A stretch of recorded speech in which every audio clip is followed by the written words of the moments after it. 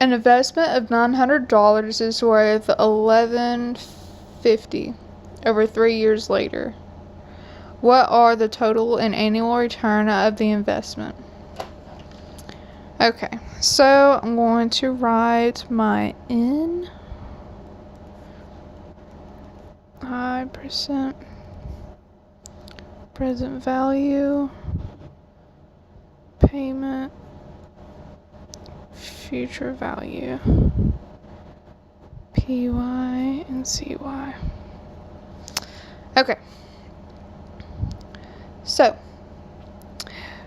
our investment starts out as $900 and then 3 years later it's worth $11.50. That is definitely a growth in 3 years.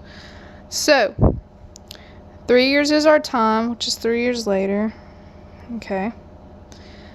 Alright, so our present value was $900. I put a negative there because it is was. 3 years later, we have a future value of $11.50. Okay, and what is the total of annual return? Total and annual return of the investment.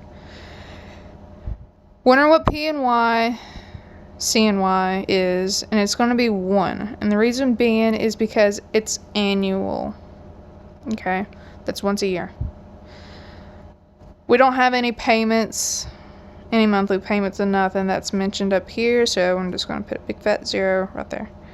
What we are doing is solving for how much interest was added to this 900 to get it to 1150. That's 3 years later. So I'm going to put solve. Before I put this into my fancy calculator and figure out what I is, the question first asks what's the total return. To find the total return, we need to know how much we lacked from this. And so out of 900 we got 1150. That is a growth, and I want a positive number out here as my answer. So I'm going to put the future value first, which is 1150, and I'm going to subtract it by what we originally had to begin with to find out what our total return was, which is 250. This is a bit of absolute and relative change, which I love, that it's coming back to this. So this is our absolute, but I want our relative change now, which we divide by the second number, which is 900. And I get 0.278, rounded anyways. I want that into a percentage. So I get 27.8%.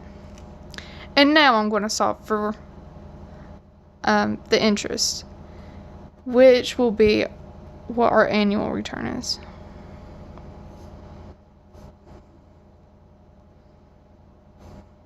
Oh man, I didn't spell that right. Let's squeeze that in there real quick. Which equals percent. Whenever I solve for that, I get 8.5%.